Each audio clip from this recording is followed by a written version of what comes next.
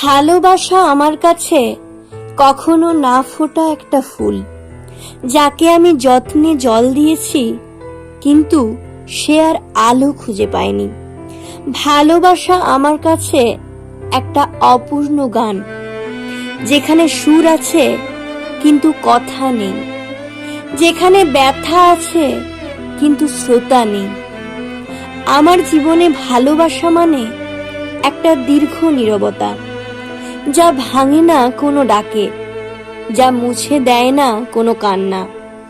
ভালোবাসা মানে হয়তো সবার জন্য আশ্রয়, কিন্তু আমার জন্য শুধুই হারিয়ে যাওয়ার এক অভ্যাস, যেখানে আমি আছি কিন্তু আমার পাশে কেউ নেই।